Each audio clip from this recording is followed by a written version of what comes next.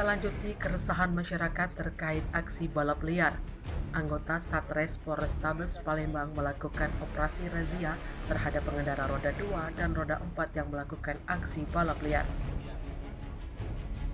Kegiatan razia dilakukan di dua tempat, yakni di Jalan Gubernur H. Bastari, Kecamatan Jakabaring, dan Jalan Jenderal Sudirman, Kecamatan Ilir Timur 1 Palembang. Dari razia tersebut, anggota berhasil menyita 31 kendaraan mobil dan 71 sepeda motor, dengan total keseluruhan sebanyak 102 kendaraan yang diberikan tindak tegas penilangan.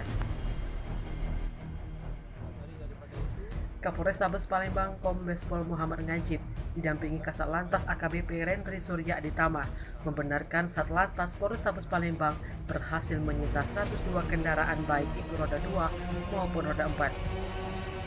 Selain melakukan balap liar, lanjut Ngajib, para pengendara mobil dan motor yang ditindak tegas juga memakai knalpot brong serta plat yang tidak sesuai dan ada juga yang tidak dipakai.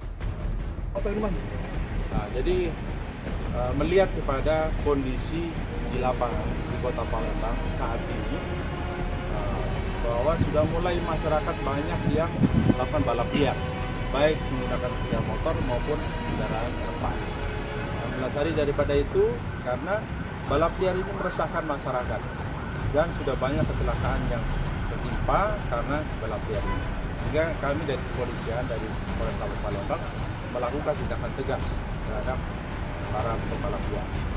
Alhamdulillah pada saat kemarin tanggal 26 dan 27 malam, dua malam kami lakukan operasi.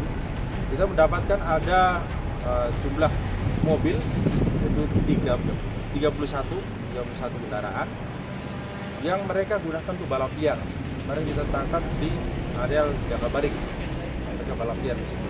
Kemudian kita dapatkan juga daripada mereka di samping menggunakan knalpot brong, juga mereka plat nomornya tidak sesuai dengan bentukannya dan juga ada yang tidak ada plat nomornya.